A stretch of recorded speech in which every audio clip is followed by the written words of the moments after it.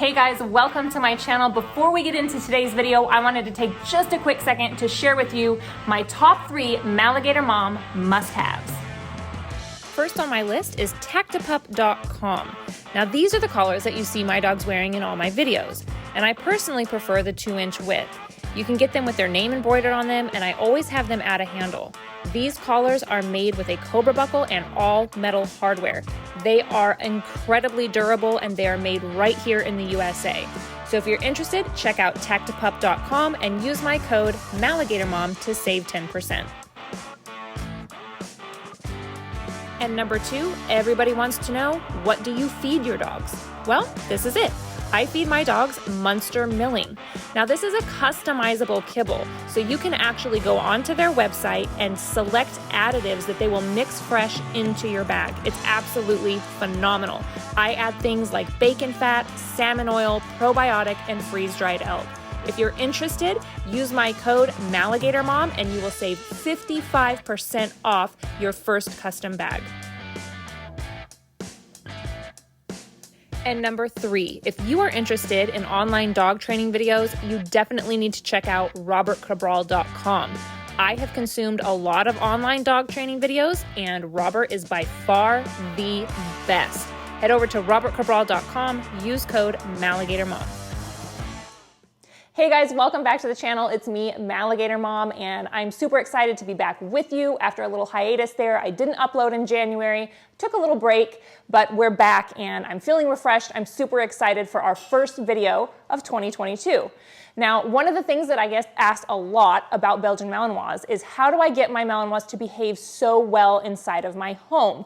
Now, part of that is because I'm not showing you the difficult times because we do have them, but also it's because I establish an off switch with my dogs. And some people think that that's an interchangeable term with the off command or the out command. It is not. When I'm saying off switch, what I mean by that is that my dogs understand the difference in expected behaviors when we are on the field versus when we are in the home.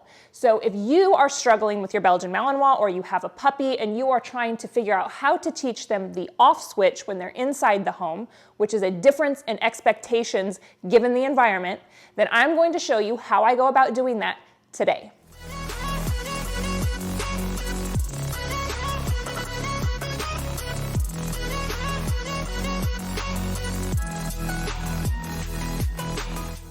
So in today's video, I'm going to break down one of the exercises that I do to help teach my dogs the off switch. What we're going to do is leverage the place command to make that happen. Now, I'm going to be beginning this out here in the garage where the distractions in the environment are low. When you initially try this exercise, I want you to have your dog already understand the place command 100%. And that means 10 out of 10 times when you tell your puppy to place, they know and understand exactly what that means. So until you are at that place with your puppy, with your training, then do not attempt this because you will fail and you will set your puppy up to fail. So again, make sure your puppy has a clear understanding of the place command before you attempt this. So to set up this exercise, what I'm actually going to do is I'm going to grab all 3 place beds and I'm going to put them out in the garage. Now, what I'm going to do is I'm going to release my dogs out to the garage for some free time or some playtime. Now, that's not something that I typically do, and so Crisis actually doesn't get a whole lot of interaction with the other dogs in that sense. So what that's doing is creating a pretty high distraction for her to overcome. The engagement with the other dogs is something that is not going to be overcome unless you have already done the groundwork of creating a relationship with the puppy so that the puppy understands that even though the other puppies might be out and there's very high engagement there, the engagement with you is more important. You need to be able to overcome that with your dog, and that's a lot of groundwork. Now, Crisis is 5 months old. I feel like I'm pretty confident that I can accomplish that with her regardless of what's going on with the rest of my pack. If you are not to that point yet, again, back up in your training and make sure that you've established that relationship first. So what we're going to do is we're going to lay out the cots. Now I'm going to release them out to the garage. I'm going to give them the break or the free time command, and they're probably going to just explode all around this garage like Tasmanian devils, and that's fine.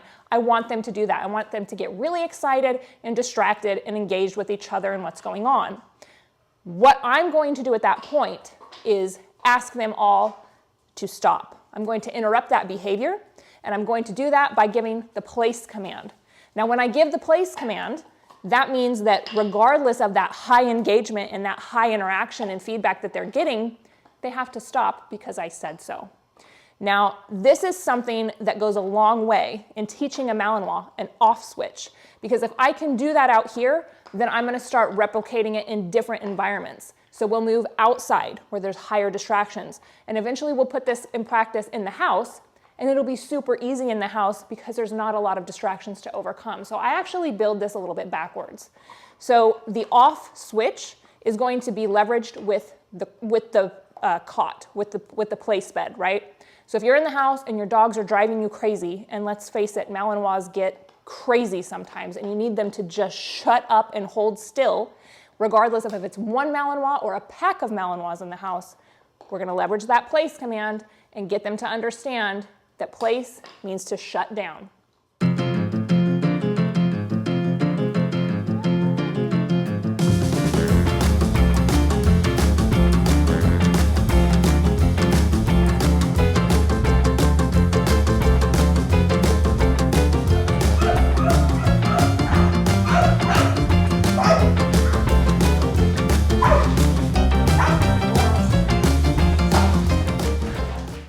All right, so as you guys can see, they're having a good time playing, right? And at this point, I'm going to interrupt this behavior and see if I can't get them to go to the place command and understand that regardless of their level of engagement, I can be the interrupter to the behavior, which teaches them the off switch. Now I am going to use a treat as positive reinforcement when they comply. So I do have a handful of beef liver treats. All right, pop-ups, place, storm, place, crisis, place, crisis, place, place, hey. Good. All right, so there's a little confusion there, right? It wasn't exactly perfect. They didn't stop like robots and run to their place, which means we have something to work on, but I'm actually super okay with how this turned out.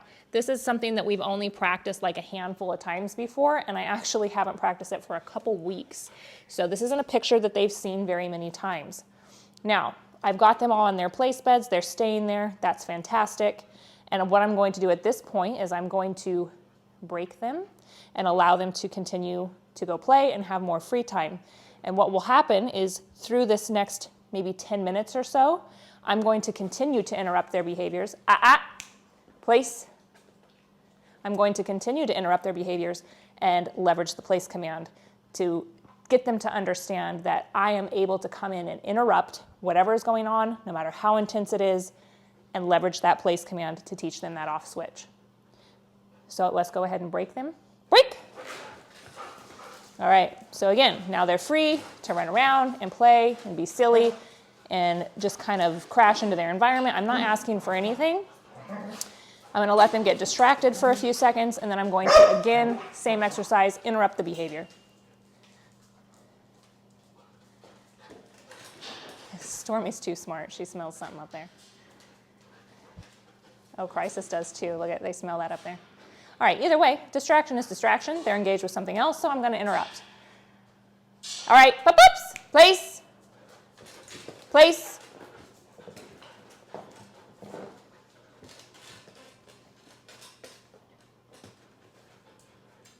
Good, all right, so much quicker, right? Much, much quicker. And what you'll discover is that if you practice this over and over and over, eventually, you will be able to interrupt any level of distraction for the most part. Depends on how prey-driven your dog is and some other obvious variables that can come into play. But when we're talking about in-the-house behavior, low distraction environment, the house shouldn't be too crazy. You should be able to leverage the place command to help teach that off switch. Let's go ahead and break them again and repeat the exercise. Break! Good. Oops, place. Crisis. Enough. place.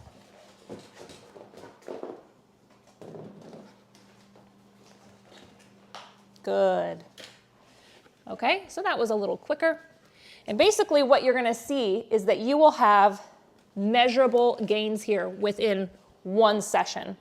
And so by the time you do this out here in your garage 3 or 4 times, so you might spend an accumulative 30 to 45 minutes practicing this in total over the course of a week, they're gonna have a very clear understanding.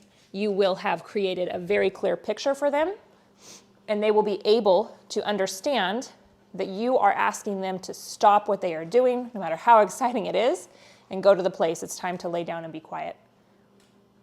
Break. Right, it's like, I'm not interested. All right, let's go ahead and interrupt it again. Storm, crisis, enough, place, place. Great, that was great. I'm very happy with that. We'll give a treat to Riot anyway because he's just the goodest boy. He's the goodest boy. All right, let's do it again. Break.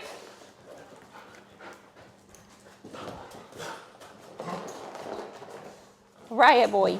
Oh, you got a toy. You got a toy. You got a toy. Are you the biggest boy? Yes, you are. You're so handsome. You're so handsome. Oh, I know. I know. All right, so let's interrupt again. Pop-ups. Place. Storm, place. Place. Good. All right.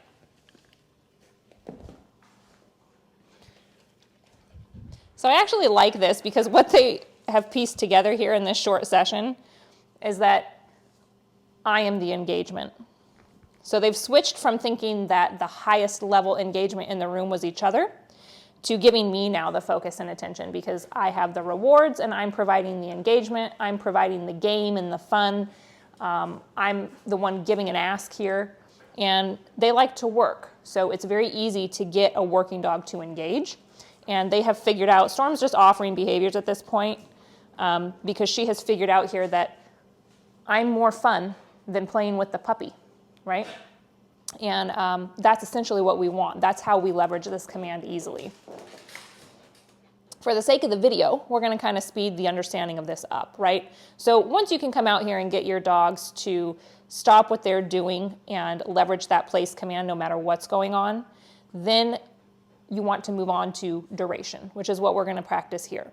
So now instead of just practicing interrupting the behavior, I'm going to start practicing duration of the place command, even with the distraction of the other dogs in the room. Because let's face it, for a puppy, that is very distracting to have your playmates out, especially when it's something that Crisis does not get to do very often. She does not have access to the other dogs. She doesn't get to interact with the rest of the pack freely very often at all. So this is very distracting for her, and I'm really, really happy with the level of engagement she's providing me. And this would not be possible if I had not spent the last 3 months laying down the groundwork of creating and building that bond and relationship with her to get her to understand that she's staring at me. So is Storm, so is Riot, despite the fact that there is a very high level of engagement available to them in each other, in playing with each other. They know because of what we've done and what we've practiced over many, many months and weeks and years, in some of their cases, that I'm just more engaging. I'm always gonna win. And, that just takes time. It takes time and practice. Place. Good. So they can watch me move around the room, right? But we're not gonna get up. And if they do get up, like you saw Crisis do a moment ago, that's okay. Dogs are not robots. We'll just guide them back to the place. There might be a slight correction. I don't have the ability to do that so much right now because they are off leash. But if she was on a leash, I would give her a little pop, a correction, and guidance back to the place command. But because she's not on, place, instead I'll just use a little bit of body pressure, spatial pressure. Good. All right, so I'm happy with this. Let's go ahead and kennel them up. Kennel. not you, Crisis. Come here. Crisis. Good girl. Right, boy. Kennel. Good boy. And it's that simple. So basically all we're doing is leveraging the place command, again, to teach the dog the off switch, to overcome the engagement or the distraction or whatever else is going on in the environment. Now, when you're in the house, that could be something like they're running around playing and it gets too rough, or they start jumping and leaping off the furniture, or someone knocks on the door and they start barking and being ridiculous and jumping on the door or pawing on the windows, or it could be any unwanted behavior in the house, right?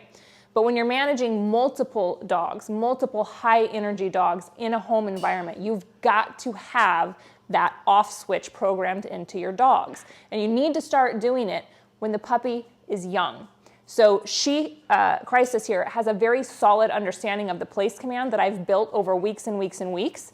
She understands that the place command is a positive thing. I've reinforced that through positive reinforcement, through getting treats, making that place a very desirable place to be and spend time.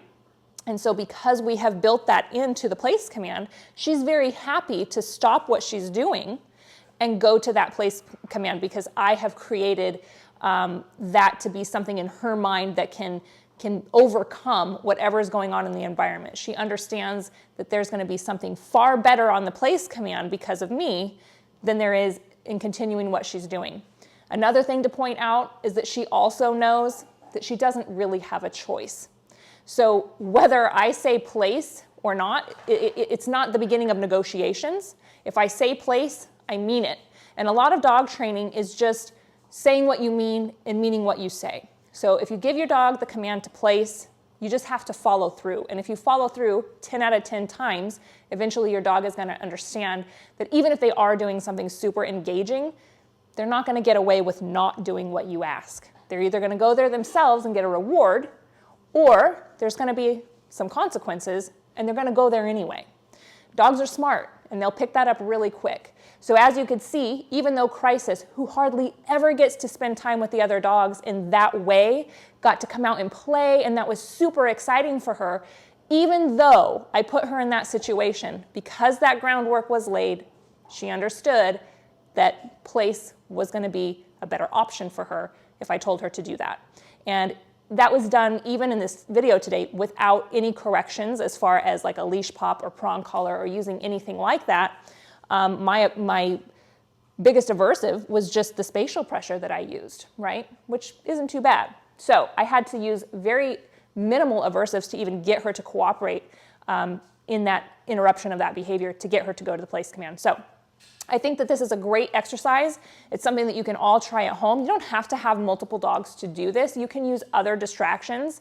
It doesn't have to be dogs, but for me, it's important that we do practice this as a pack because my dogs do spend time out together in the home, and I want Crisis to be able to be integrated into that time and her not just think it's okay to be a wild, crazy Malinois in the house. So I hope that you found this video helpful. I hope that you guys go give it a try. And as always, please like, subscribe, comment, and make sure that you come back next Saturday. I'm back to my regular schedule, which means that I upload every Saturday at 9 a.m. Central, and I've got some really big news coming this year. So I'm really excited. I'm probably gonna dedicate a video. I don't know if I'll do it this week or next, but stay tuned. I'm gonna dedicate a video to just giving some announcements because I've got several projects that I'm working on, big projects that I want to talk a little more in depth with you guys about. Today's video is not the opportunity to do that, but we will be doing that, so make sure that you stay tuned, and I will see you guys same time next week.